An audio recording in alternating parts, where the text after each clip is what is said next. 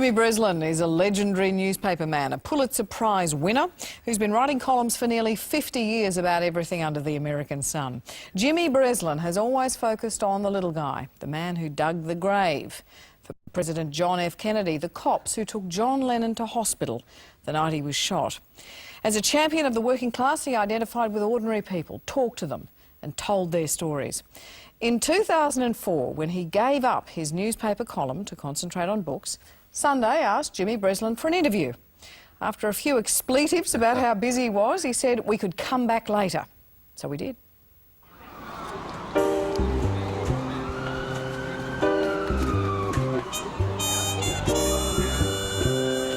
New York, the capital of the world, where the big and little dudes hang out. The entrepreneurs, the executives, the taxi drivers, the bartenders and the journalists. They say there are 8 million stories in the naked city. Jimmy Breslin has reported many of them. As the voice of its conscience, he's a legendary journo in a city that worships the written word and the flamboyant personality. And over the years, this Pulitzer Prize winner has certainly been flamboyant. You people are suckers, and you are one to even to think of defending it. You told one of our researchers that you were the most respected writer in New York. Absolutely. No question. Jimmy is the guy who writes in scowls, he talks in scowls, he's eccentric, he's irascible, and he probably is one of the best journalists this city's ever produced. Jimmy Breslin is a reporter's reporter in a city that loves newspapers. Among the papers published here over the years, The Times, The Herald Tribune, The Daily News, The Post and Newsday, to name a few. They fought bloody wars of circulation, like those mad scenes in the front page, where reporters would do anything to get a scoop. Only difference is, in the 80s they fought harder. There were 3 tabloid rivals in New York, The Post, Newsday and Breslin's The Daily News. But it was like they hired these professional hitmen almost, these guys, these columnists who were just great. I mean, it was and circulation for all of them went up. There had been what you might call the gentrification of American journalism, when there was a salary reasonable enough for mothers not to cry when their children went into journalism, when there was a general sense of you got to know something in order to be a reporter. They may have been gentrified, but they used up a lot of shoe leather. Reporters in those days weren't afraid to leave the office to get the story. And always walk, because the story is never on the first floor of a building. It's always 6 flights up with no elevator, so walk. Like many American journalists of his generation, Breslin started as a sports writer.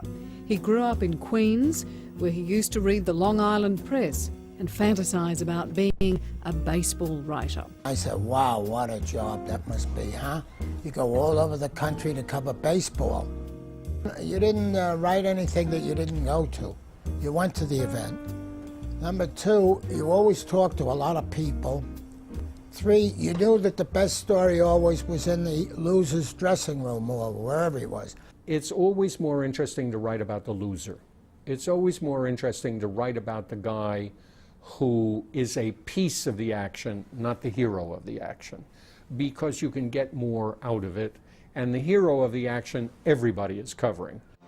In a lifetime of writing about the little guy, Breslin says his most famous portrait came when he was searching for an angle at the funeral of assassinated President John Fitzgerald Kennedy. And I walked up and there were 3,000 reporters milling about the front of the White House and in the press room there. And I said, this isn't for me. There was great sights. I remember Haile Selassie with plumes and sabers standing next to Charles de Gaulle, tall, austere, in a uniform with no decorations. This is marvelous if I'm a camera, but I'm not. I have to write something. And then I thought, well, what do we got here? Let's go to the core of this issue, and it's a dead body. Now what do they do with the dead body? Well, they put it in the ground over there. That's where I want to go, the guy digging the grave to put him in. He was a good man, Pollard said. Now they're going to come and put him right here in this grave I'm making up. You know, it's an honor just for me to do this. Clifton Pollard is 42. He is a slim man with a mustache who was born in Pittsburgh and served as a private in the 352nd Engineers Battalion in Burma in World War II. He is an equipment operator grade 10, which means he gets $3.01 an hour. One of the last to serve John Fitzgerald Kennedy, who was the 35th president of this country, was a working man who earns $3.01 an hour, and said it was an honor to dig the grave. And to this day, editors still ask reporters to try to find the gravedigger in any story, which is to find the odd kind of unexpected kind of person who's connected to a big story, the smaller person. What he taught all journalists to come is that there are no shortcuts. Yeah. No shortcuts. They work hard. Jimmy worked harder than anybody else. But also, it's worth working hard. See, that's the other thing he shows you, is that it's not only should you work hard, but it's worth it. I mean, because if you really put in everything you should put into it, something really worthwhile can happen. Breslin, along with Tom Wolfe, is given credit for elevating short, punchy sentences into what became known as new journalism. I don't know what new journalism is, but what we did was we went out and saw people, wrote about them, put it in with scenery. It was, to me, it was the oldest journalism around, and short sentences. Now, they have in the newspapers, like the New York Times says 52 words in a lead sentence. 52. Nobody's going to read that. And stop showing off you can write that many words in one paragraph, because you can't. Sunday met up with Breslin in his penthouse apartment on Broadway, where he lives with his wife of 24 years, Ronnie Eldridge. He doesn't really know how to use the computer. He knows how to write with it. But if he loses the ruler at the top, he can't handle it. I'll get messages on my cell phone or wherever I am. You better get, where are you? You better get home. I don't know how to do this. Jimmy Breslin showed them how to write in The Gang That Couldn't Shoot Straight, his very funny 1969 novel, later made into a not-so-funny film. The story is based on a real mafia gang in Brooklyn, the Gallows. They were the original gang that couldn't shoot straight. Joey Gallo had a lion in his house.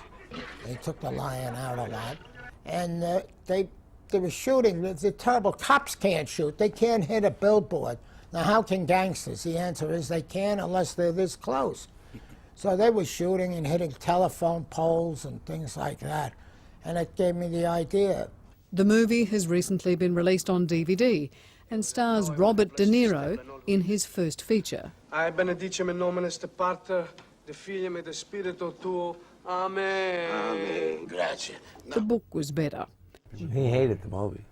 He stood outside of movie theaters handing out money to people, asking them, giving them money, telling them if they wouldn't go in, paying them not to go in.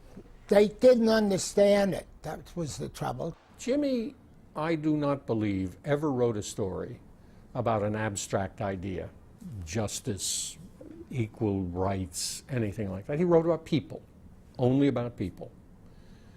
And he wore his heart on his sleeve. And he was deeply involved in the emotional crisis of the people to whom he spoke. But he was able to write about it in a restrained way. Take his column about the Civil Rights March in Selma, Alabama. Nothing ever again can be the same after yesterday in Selma, Alabama. Here on Sylvan Street, a rotting piece of the Negro section of a southern town, simple little people stood up in the sun and asked for a thing which was theirs and had never been given to them because they are black. They are people who have been beaten because they are black. They have had friends and relatives killed because they were black. They have been laughed at and spat at because they are black, and they have been held down on the dust of their streets and made to be dirty and uneducated for all their lives because they are black. Yesterday they stood up from the dust and they asked for the right to vote, which is the start of the right to live, and they asked for it gently and in prayer and with the dignity of human beings. And they put all the beauty of the March on Washington back into the civil rights movement. And now it never can be stopped. There was greatness in yesterday. 15 years later, Breslin wrote about two of the cops who took John Lennon to an emergency room after he was shot outside the Dakota building. Moran shook his head.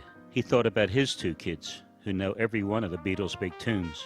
And Jim Moran and Tony Palmer, older now, cops in a world with no fun, stood in the emergency room as John Lennon, whose music they knew, whose music was known everywhere on earth, became another person who died after being shot with a gun on the streets of New York.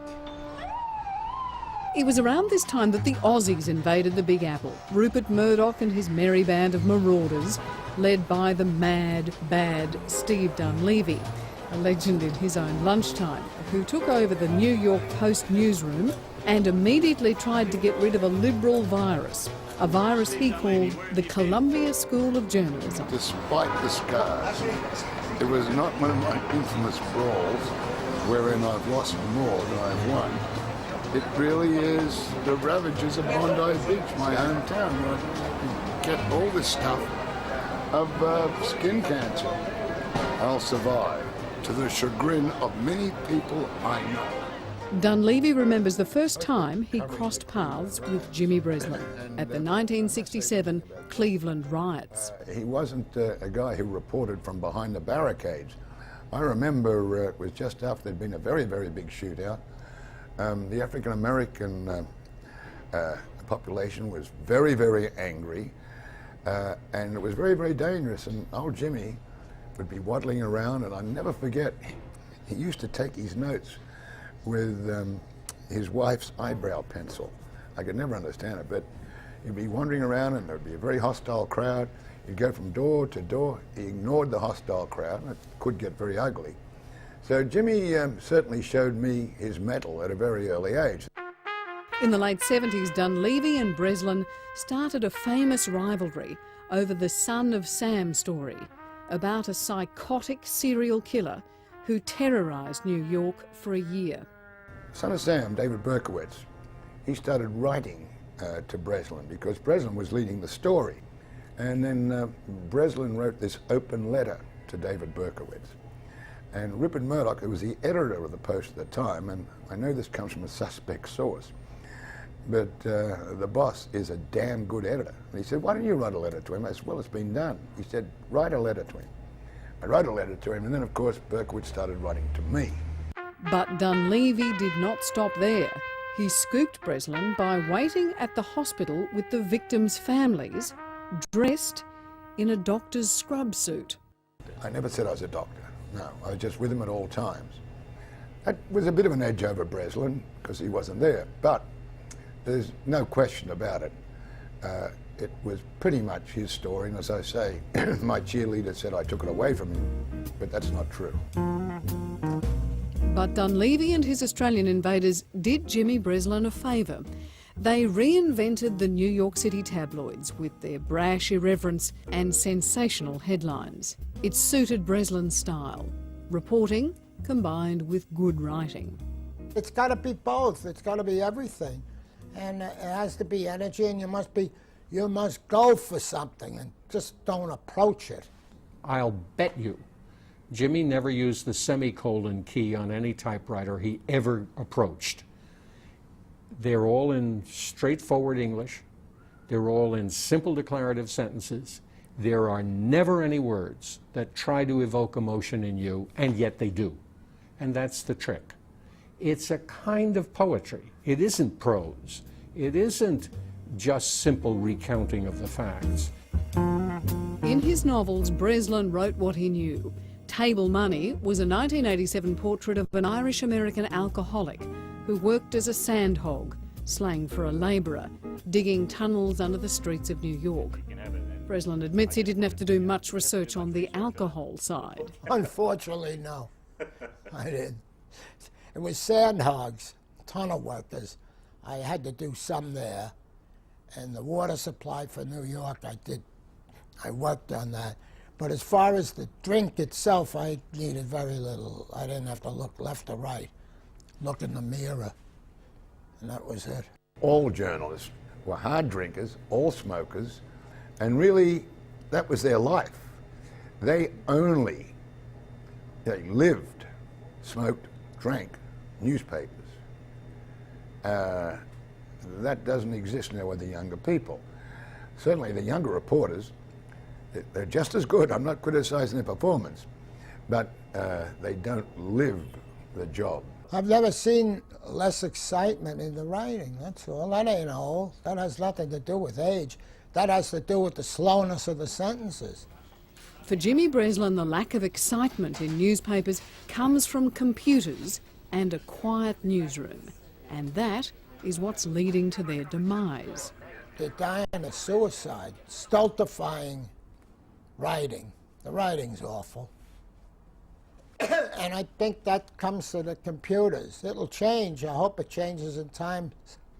But you have, at one time now, in the New York Daily News, at deadline time, the smoke was as thick as the old fight films, boxing arenas. The noise was tremendous, like a subway train going through a city room because of the typewriters, all the number ones. It's kind of sad. You don't get the old teletype machines and the people banging on the old manual typewriters and people shouting across the room for copy. And out of that noise and out of that smoke came nervous energy, which is the product of, which is what words must have for a newspaper. They must be a product of nervous energy. And, you know, people email each other and it's all silent. It all sounds like a typing pool of crickets. You know, I mean, it's not, and it's a cliche now to say, but it sounds like an insurance company, you know, when you walk into a city room. And afterwards, of course, everybody ran to a bar. And that was vital, I say, because they discussed the day's work.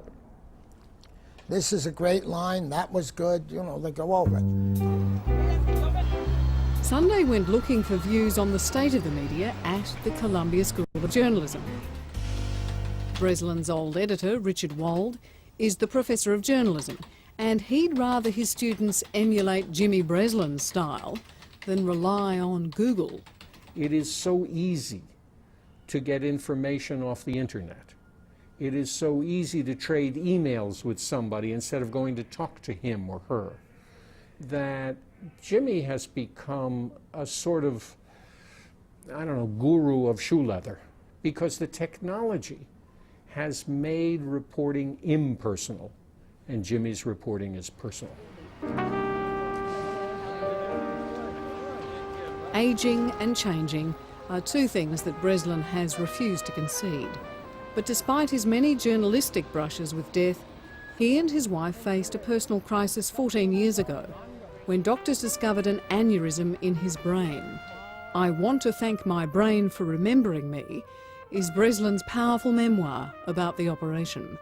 In researching his book, he spent hours in the operating theatre with his surgeon. I had to stand next to him through about 20 brain operations without fainting. And it's amazing, I could do it for money or for a book. I could stand right next to him and he's plucking away in somebody's brain. And I could stand and look and nothing happened. But if I had to go in there cold as an ordinary spectator, I know I would have been gone. I couldn't do it.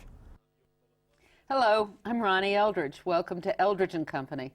The guest I had originally scheduled for today had to cancel at the last minute. As I looked around anxiously, I saw my husband moaning that he had just broken another computer keyboard with his construction worker typing. I told him to put on a tie and come with me. Hello.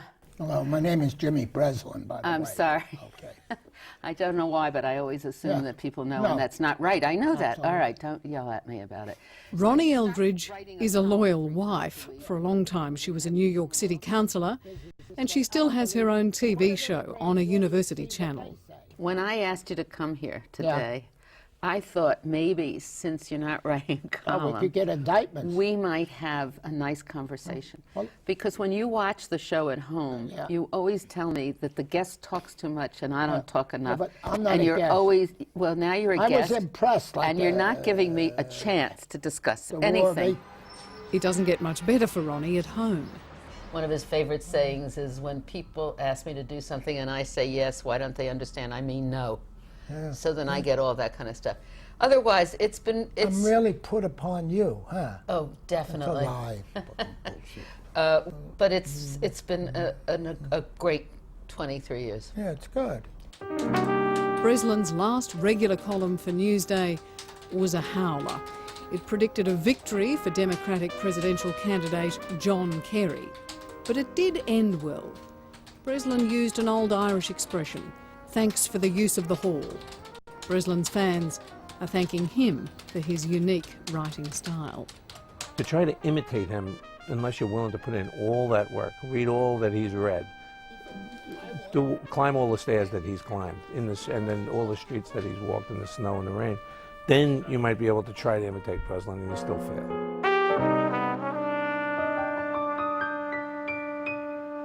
Yeah. Do you like that? Oh, I loved it. New York, the golden age of journalism. New York through his eyes. It's terrific, isn't it? Beautiful writer. I should say I just did the voice on that. That was prepared by Tom Krause. Yeah, lovely story.